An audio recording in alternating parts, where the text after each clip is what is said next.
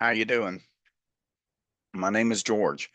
I actually own Truck Driver Nation, and what I want to discuss is this is a little bit out of the norm, excuse me, but as I actually was a driver recruiter after I came off the 18 wheeler and how I got on the 18 wheeler, we'll discuss that a little bit. But dealing with PTSD and people go to truck driving, a lot of people don't realize this because they don't experience, so they have no idea. And I'm trying to be this objectively instead of subjectively because I actually deal with it myself.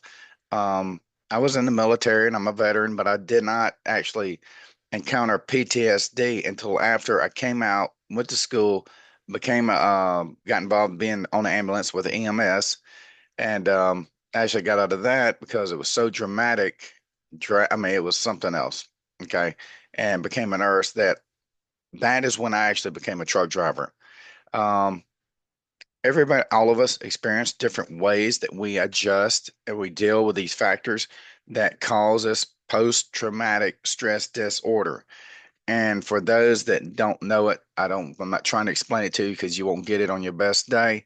But for those experiencing, I hope this helps you and gives you some understanding of what you can do.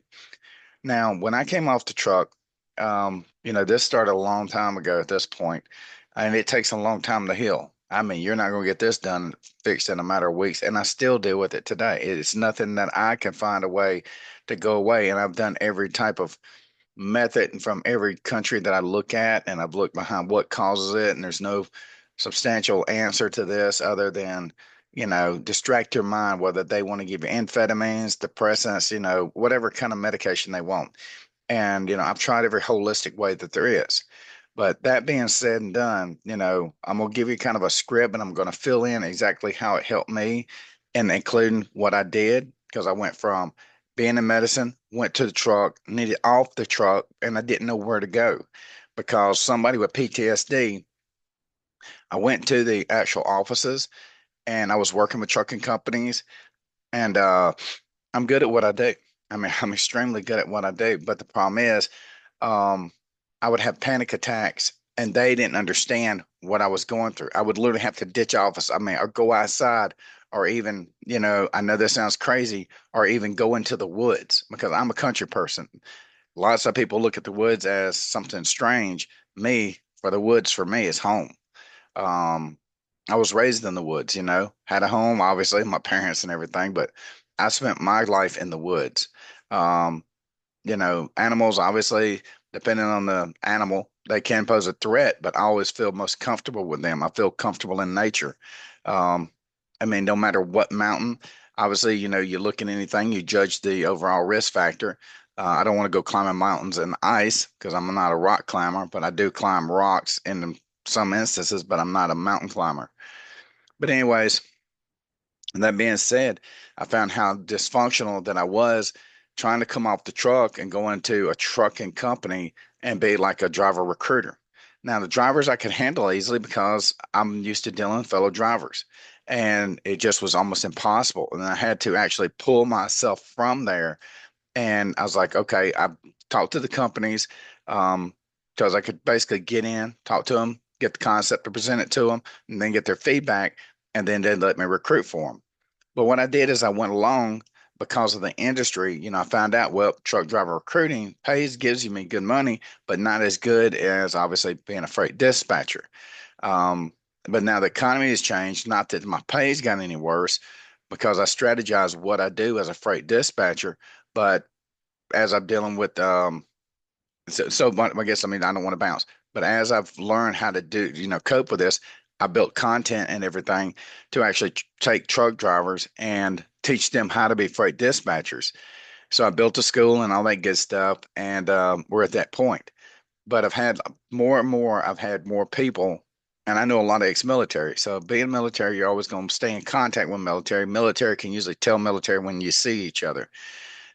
And so, anyways, I literally ran into a Vietnam veteran today, and he was on a bus. I go to other countries, and because the best thing about being in other countries, it's not that you get rid of the panic attacks, you still have them, but you have no choice but to accept them. That this is it. I'm really feel like I'm dying or whatever, impending doom or whatever, I'm gonna be okay. So it's helped me to some degree, but on the same token, it's still kind of freakish. But because the thing is, being in the United States for me is sometimes a little bit harder for me because um, people shun me for what I have to deal with. And I just feel like it's a prejudice against me, and I'm not always feeling it. So what I'm gonna do is I'm gonna read through this. I'm letting that's a little bit of my story. We're not getting off deep into in detail to who I am, but I'm just want to go through this and see maybe for those that are dealing with PTSD, and I understand what you're dealing with, that maybe this might be an answer for you. I don't know. We can go over it and have a heart to heart on it, and I'll give you the no shit assessment about this. But anyways, as we start, okay, I'm just basically reading the script because I kind of had to put in something that would come off right, right? So my journey toward healing from PTSD started a long time ago when obviously I was in EMS professional. The trauma experience in the field, constant life or death situations, accidents, medical emergencies left deep emotional scars. The anxiety and stress I carried with me after leaving EMS eventually led me to the decision to become a truck driver so that I could actually be more by myself instead of having the information overload that you endure when you're actually dealing, being inside a business with other staff members and stuff like that. Now, obviously, and I thought being over the road would offer the relief from the intensity, obviously from EMS work, but instead, I found that the isolation and long hours and constant pressure of meeting the deadlines, um, it didn't always keep me having the issues, but um, it also limited me sometimes and kept my PTSD symptoms alive. Now, after a while, it became clear that while being a trucker for almost 24 years, that not just in addition to PTSD, but the overall wear and tear, like asleep, and things of that sort, that it really wasn't going to be the final answer for me in the overall mission of relieving these issues with PTSD and living a better quality life. So obviously, such as being away from the chaotic emergency scenes, that helped. It wasn't a long-term solution, but the isolation of being alone did help. But the physical toll of being a truck driver obviously wasn't relieving. It was in some because it messes with your chemicals. If you don't sleep, you get cortisol and stuff like that, serotonin issues and all that. But when I discovered a freight dispatching after even becoming a driver recruiter, things started to change for me. Um, Now here's how the transition from truck driver to working as a as dispatcher helped me to manage my PTSD and gave me the opportunity to get off the road. For one, it gave me a healthier work-life balance. Being a truck driver gave me the freedom of being over the road, but it also meant long stretches away from home, working late hours.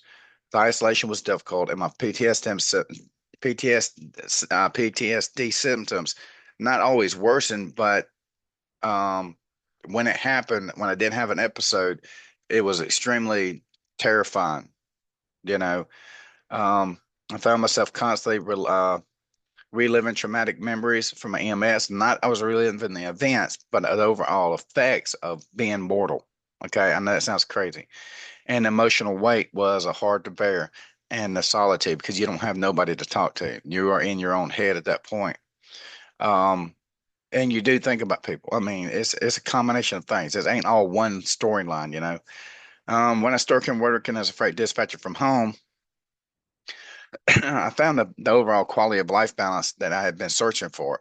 I was no longer confined to the truck. I could keep greater. I could create a healthier. My voice is kind of messing up today, so excuse me. I could create a healthier routine that included time with my family, exercise, more important, self-care. Now, as you get older, you're going to see how the self-care really comes into play. It's not just going to the hospital. It's the self-care of just, I'm not saying meditation, but those moments when you just get to see the simple things in life and it brings you back to the core, your baseline of who you are and what you are, where you came from, how you was raised, and the things that are most important to you in your walk in life. Now, working from home provided a sense of stability and the ability to recharge mentally and emotionally without the physical strain of driving long hours and chaining trucks. No, no, 4 hours of sleep and I'm running again. Just it gave me time to recover, but it still took time when I came off the road to actually to realize the benefit that it really gave me. Um, Now, obviously, the less isolation and more connection, not on a volume scale, but on the quality scale that people that have the same mindset, not with the PTSD, just your overall, I'm not going to say your soul partners, because then people say, oh, that's my soulmate. But, I've got friends that we've been friends for a long time, and there's reasons that we've been friends. It's a give and take on anything in this life because people do things out of necessity. But, anyways, the loneliness on the long haul trucking made it hard for me to cope with the PTSD. But being on the road for days and constantly, engaged, it really did put a lot of stress on me. But that less isolation definitely got me out of that truck, and I experienced that with a lot of truck drivers. One of the biggest complaints is, yeah, I feel like it's a jail cell, and to come out of the truck, it's hard to come out of the truck because you're always looking to make not necessarily that money. I mean, you have to have, enough money for the quality of life or the what's it called, the economic means for where you live to support yourself. So that being one of the factors that definitely helped me coming out, and also a sense of purpose and control. You definitely have more control um, because everybody's pushing you, especially if you're a company driver, at least purchase lease rental, you're not still free. Even owner operators is just as rough because you're still pushing, but in the end game, you're hoping that you'll be more profitable, so you can find an exit strategy to quit doing that. But anyways, routine and structure. Now, one of the most difficult aspects of living with PTSD was a lack of routine. So even in trucking, not that everything was being unpredictable, but because in EMS and all that medicine crap, it's always unpredictable. One minute you're chilled, the next minute you got food in your mouth trying to go and run a call, hopefully save some child's life or whatever the situation could have been. Um, but I finally found structure. That's one of the things. I built me a routine to some degree. I try to stay within it. Anything new, I still have problems in public spaces with a lot of information overload, sensory information, five senses type of thing. It does throw me into a bad place. And I still have to segregate myself from those given situations to make me feel like, where I'm not stressing. But being a freight dispatcher has definitely helped me, obviously get regular exercise, not therapy, but going to a therapist, just therapy inside myself. And obviously the quality time with my family and stuff, so I could slow down because you forget them so much when you're driving a truck because sometimes you're busy, busy, busy trying to reach that ring, that gold, but at this given point, it really has made a change. And a lot of people that I talk to, people that I train, they experience the same effect, even if they don't deal with PTSD. They're just so grateful to finally be free from being outside that truck because the reward in it ain't nowhere close to what you're giving away. Um, a path to financial and emotional stability. The financial part is being a freight dispatcher, you make over double the amount of money. Okay. That's a fact. So $3,000 plus a week, there's no reason that you shouldn't make that. And trucking, they say that, but you don't make that. So you can take it to the bank, send me your stubs. I want to have the actual hours that go with those stubs and stuff. And I guarantee you, I will show you where they're lying at because I'm a driver recruiter still. I don't do a lot of recruiting, but being able to work from your home at your own pace, you got a time schedule and it's a routine. I'm not a person that just wakes up and I'm on the freight dispatching at 7:30 and I shut down at 5 and I go take, eat dinner and then I go to bed. That will never be me. Dealing with PTSD, it don't work like that. Sometimes you have to just keep going until you're exhausted and you pass out. You just can't slow your mind down enough because me knowing my mortality and my limited time here on this earth has woke me up, and I've been like this for a long time. That's Remember, yours is not the same as mine, but for me, um, my destination is death, and I know that sucks. But the thing is, there is nothing I can do about it. But not knowing the truth behind what the facts are, because people try to stuff religion down my throat, and what I read and what I'm seeing is not the same thing. And always the excuse is, well, this is God's will. That's not what I read neither. Okay. So that being said, each person dealing with PTSD has a different level to conquer or to deal with as they walk through this path of life. Um, but anyways, um, as far as the emotional stability, yes, the people I have surrounding me understand this situation.